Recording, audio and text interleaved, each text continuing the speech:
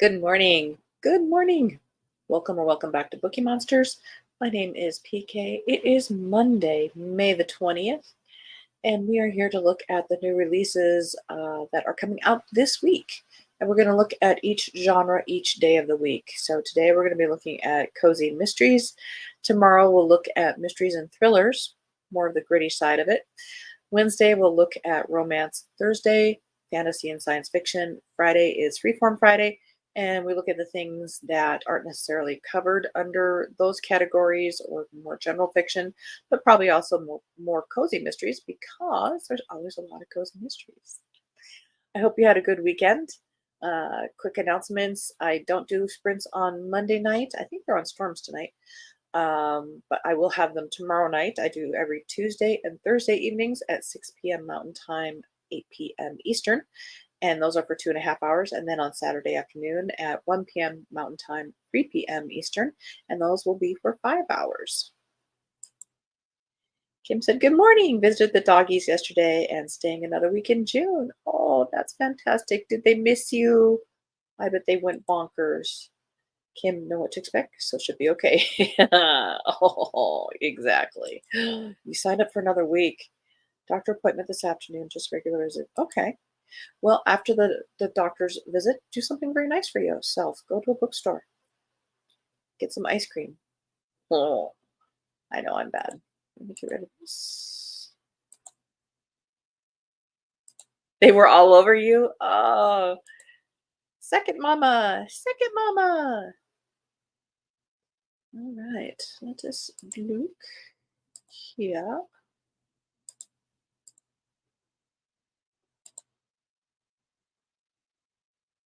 Okay, so we're looking at cozy mysteries being released this week. The Art of Murder, The Village Detectives and the Art of Murder by Fiona Walker, first in a series, supposedly. Welcome to the beautiful English village of Inkbury. Tucked deep in the North Wessex Downs, its only claim to fame is the picturesque riverside that once appeared in a Richard Curtis movie, that is, until the murder. Former stand-up comic Juno Mulligan has been suffering a serious sense of humor failure. Not only has she lost the love of her life, but she's having to relocate to the admittedly idyllic village of Inkbury to watch out for her elderly mother, who she generally is worried about, excuse me, worried might be marrying a wife killer. She hopes that her old friend, disgraced journalist turned novelist Phoebe Fredericks, can help her crack the case of whether her mother's perma-tanned, iceberg-smiled, 3 times a widower fiancé is hiding a murderous past. But before they have a chance, the local art dealer washes up distinctly dead in the village's famous river. His lover is in the frame, but Juno and Phoebe suspect there is a deeper secret, one that relates to Phoebe's own past and Juno's present. Will the unofficial village detectives agency solve the mystery before the killer strikes again? In sleepy inquiry, as they soon discover, living one's best midlife can be murder.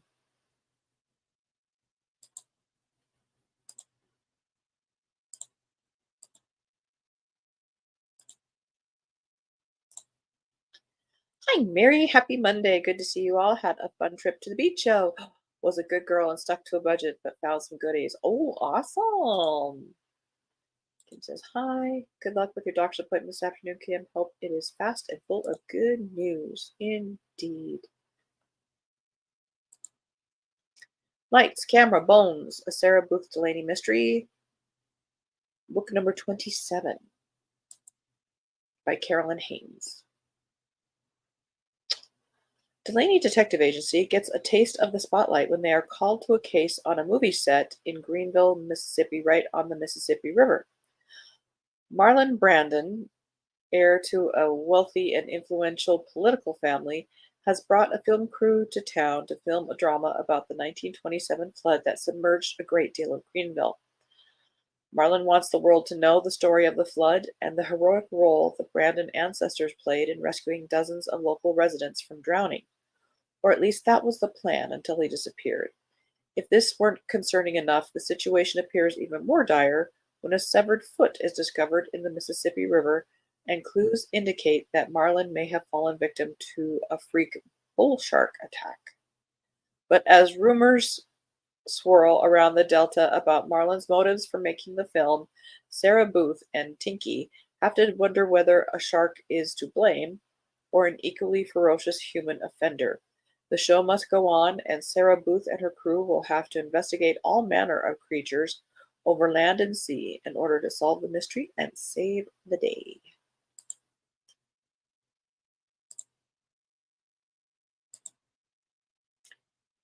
Murder at the Spelling Bee. Who wrote that one? Which one? The village murder one? Um, Hang on a second. I already shut it down.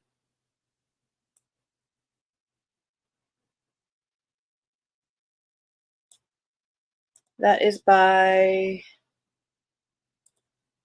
Fiona Walker.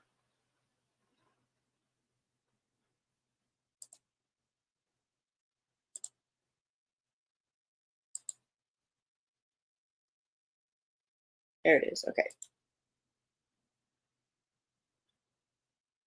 Murder at the Spelling Bee by Lee Hollis, fourth in a Maya and Sandra mystery.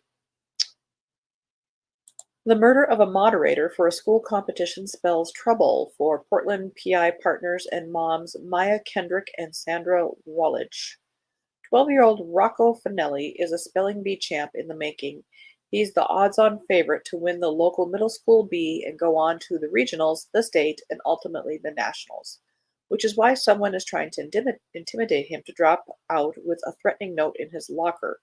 Rocco's concerned parents hire Maya and Sandra to uncover the culprit and ensure their son's safety.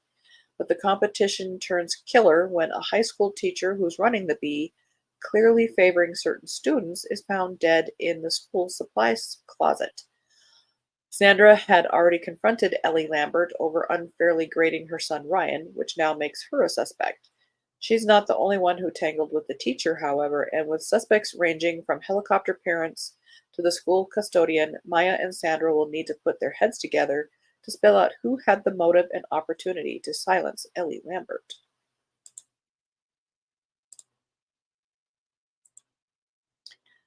The Diva Goes Overboard by Krista Davis, 17th in a domestic diva mystery series. There is blue sky and sun this morning. Heavens, not sure what that is after a week-long gray skies and rain all last week. Nice change.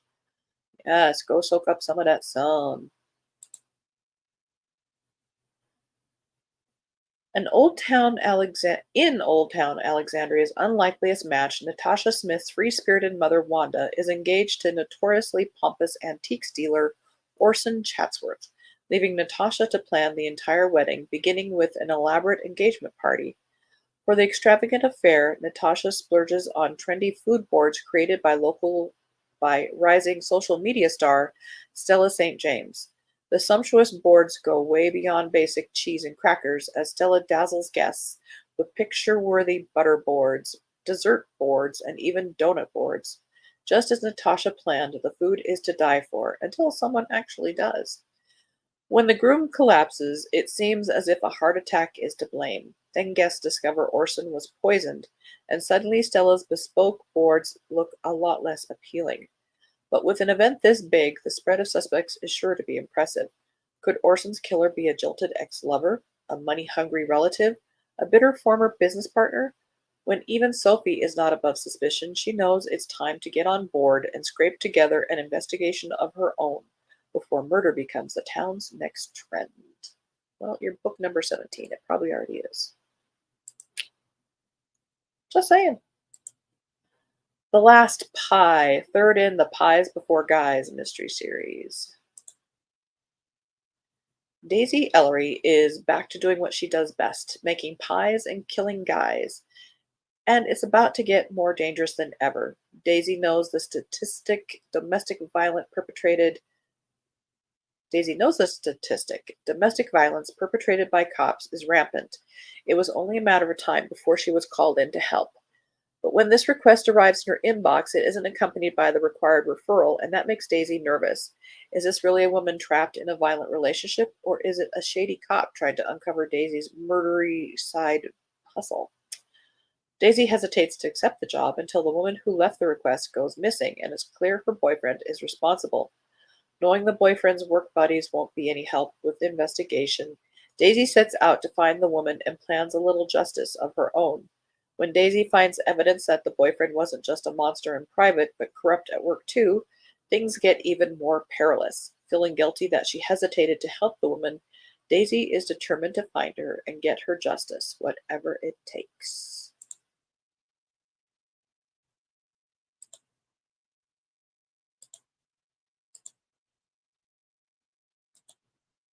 These little cozy towns sure have a lot of murder going on in them. Exactly. They need hobbies like beating.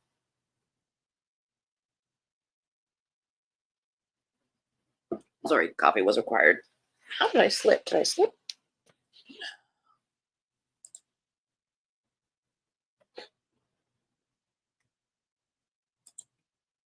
A Cyclist Guide to Crime and Croissant. A Cyclist Guide Mystery First in a series by Anne Clare. Vicariously tour the sun-drenched Mediterranean coast in this perfectly escapist new cozy mystery series, starring American expat turned bike tour company owner in southern France. 9 months ago, Sadie Green shocked friends and family by ditching her sensible office job in the Chicago suburbs and buying a sight unseen French bicycling tour company, We Cycle. Now she's living the unconventional life of her dreams in the gorgeous village of Sans-Souci-du-Mer. Sans-Souci means carefree. I probably slaughtered that. But Sadie feels enough pressure to burst a tire when hometown friends arrive for a tour, including her former boss, Dom Appleton. Sadie is determined to show them the wonders of France and cycling and to prove she made the right move. She hopes her meticulously planned 9-day itinerary will win them over with its stunning seascapes, delicious wine tastings, hilltop villages, and of course frequent stops for croissant. When Dom drags his heels on fun, Sadie vows he'll enjoy it if it kills her. That is, until Dom ends up dead. The tragedy was no accident. Someone went out of their way to bring a permanent end to Dom's vacation. As more crimes and murder roll in, suspicions hover over WeCycle. To save WeCycle? Maybe it's French. To save her dream business, help her friends, and bring justice, Sadie launches her own investigation. However, the mysteries mount with every turn. On an uphill battle for clues, can Sadie come to terms with her painful past while spinning closer to the truth? Or will a twisted killer put the brakes on her for good? That's an interesting concept. Good for them.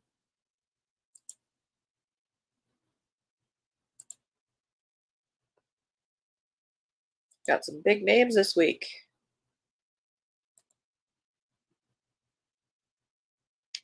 A limited edition murder, a Beyond the Page bookstore mystery by Lauren Elliott, 10th in this series.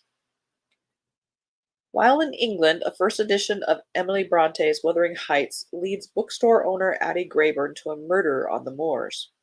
Although enjoying her extended stay working at Second Chance Books and Bindery in West Yorkshire, Addie still feels adrift, far from home, her friends, and her own beloved bookstore Beyond the Page, Books and Curios.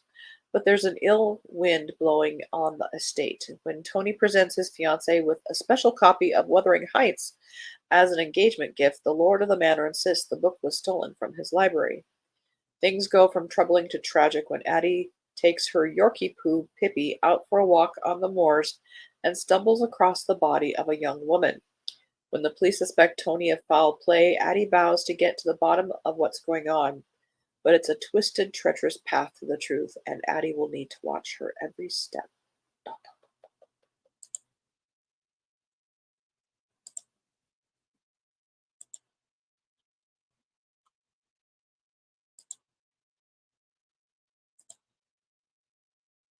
A Pose Before Dying, a cat yoga mystery. Because we needed a cat yoga mystery by Alex Erickson. Finding this killer will be a real stretch. Oh, the puns. Ashley Branson has a lot to prove with her new cat yoga studio, A Perfect Pose. It's a place for humans to find inner wellness and adopt adorable cats from the local shelter. It's also a chance for Ash to run her own life out from under her overbearing mother and a stifling relationship. So far, so successful. Until she discovers one of her new clients, a much disliked college professor, dead in her studio, locked in child's pose. To make matters worse, Ash's hapless, always in trouble brother Hunter instantly becomes the cop's prime suspect. Determined to clear his name and save her business, Ash does a deep lunge into the surprising and strange connections the victim had with her other clients. But countless suspects, contradictory leads, not to mention people desperate to see her studio shut down, mean Ash will have to stretch to the max to outthink a clever killer who's ready to strike her red in tooth and claw. I will give it kudos for having a stylized cat on the cover, but that's all. No, I'm sure it's perfectly fine.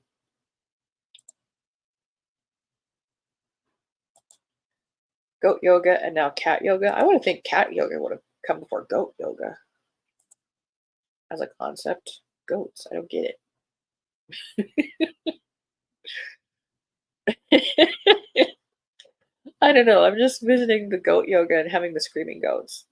That's not very restful. Peaceful. An assassination on the agenda. A Lady Hardcastle mystery by T.E. Kinsey, 11th in this series. They're hoping this visit is a return journey, but it might be a one-way ticket to murder. July 1912. Lady Hardcastle and her tenacious lady's maid, Florence Armstrong, are enjoying a convivial gathering at the home of their dear friends, the Farley Strouds. The only fly in the idyllic ointment seems to be the lack of musical entertainment for the forthcoming summer party, until that is, Lady Hardcastle's brother, Harry, calls with news of a murder. No, we said music. Harry dispatches them to Bristol on behalf of the Secret Service Bureau with instructions to prevent the local police from uncovering too much about the victim. It seems an intriguing mystery, all the more so when they find a connection between the killer and an impending visit from an Austrian trade delegation set to feature a very important guest. Summoned to London to help with some very important security arrangements, the intrepid duo will have to navigate skeptical bureaucrats, cockney gangsters, and shadowy men in distinctive hats in their attempts to foil an explosive and internationally significant threat. I've not read this series. I've kind of had it on my radar, but I'm kind of intrigued now.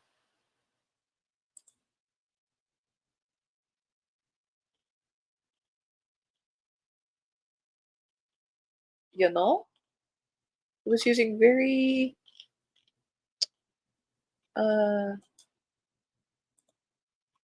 upgrade language.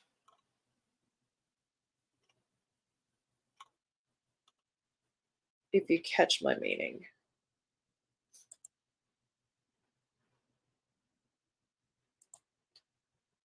All right. Now this is one I'm very, very, very, very looking forward to this week. It says May 1st, but that is not true. Oh, that's the paperback. Um, but the paperback did not come out May 1st.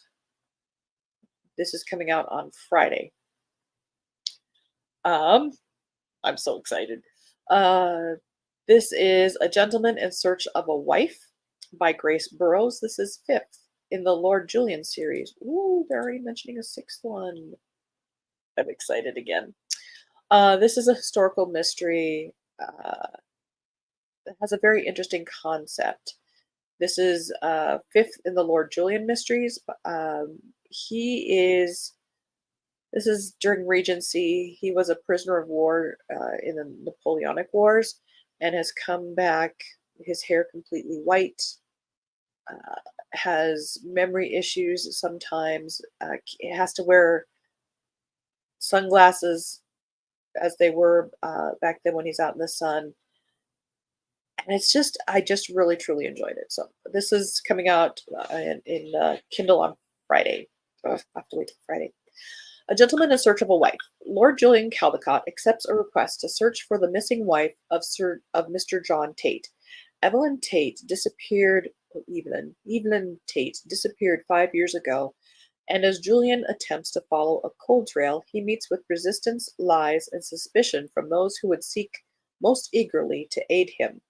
Matters grow more complicated when the investigation drives a wedge of silence between Julian and his dear friend Hyperia West. Julian battles his own past, unexpected enemies, and Hyperia's disapproving brother while searching for the prodigal wife, and just when he's tempted to give up in disgust, he realizes the lady is in serious danger. She needs not only to be found, but also to be rescued from imminent peril, no matter the cost to Julian or to the dreams he dared to begin to cherish. Oh, that makes me so happy.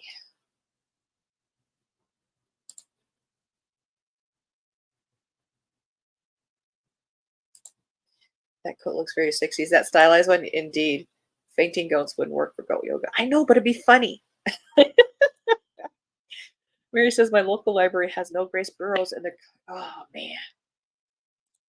And I started to read one of her other series too, the Lady Violet ones, and that was good too.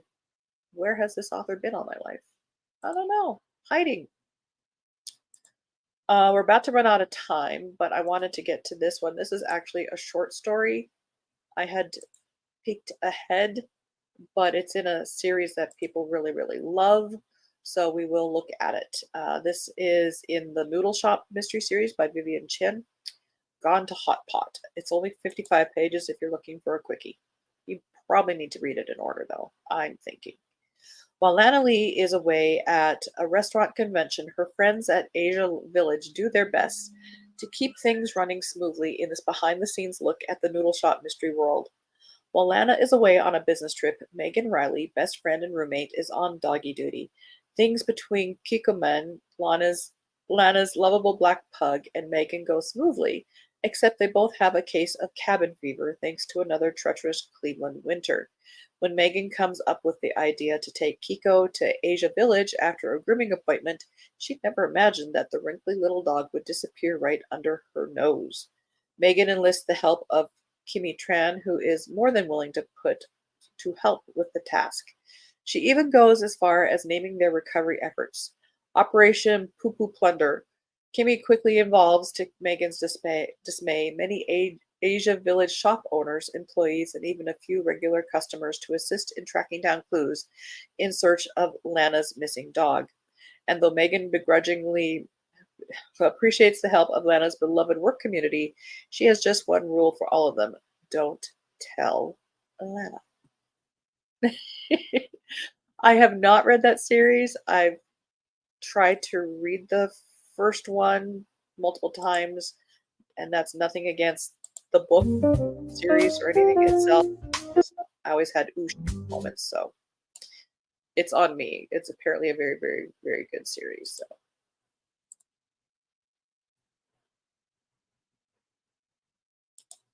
So. Ooh. Mary says, good luck today, Kim, and hope to see you later. Yep. Claim it live. I haven't had a chance to look at the SKU list. I don't need anything. I never need anything. The synopsis is as long as the book. Exactly. My goodness, so much packed into 55 pages. You'd think it'd be double that at least. All right. Well, thank you, guys. Again, I don't have any sprints tonight. I do have them tomorrow night at 6 p.m. Mountain Time, 8 p.m. Eastern. I think it's on Storm's channel tonight if you're looking around for some sprints within the group. She is Storm Reads.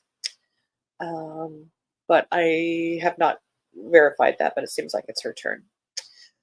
All right, and tomorrow we'll be looking at mysteries and thrillers, so a little bit on the grittier side of things. Hope you have a good Monday. Kim, I know your doctor's appointment is just a checkup, but it's going to go well. Mary, I will see you in just a little bit. Kim, have a great day, everyone. Yes, stormy tonight. Okay, thank you for confirming that. All right, hope you're reading good books. Take care of yourselves, please, please, please. Hope to see you soon. And as the banner says here, don't be a bookworm, be a bookie monster. Nom nom nom. Have a good day and God bless.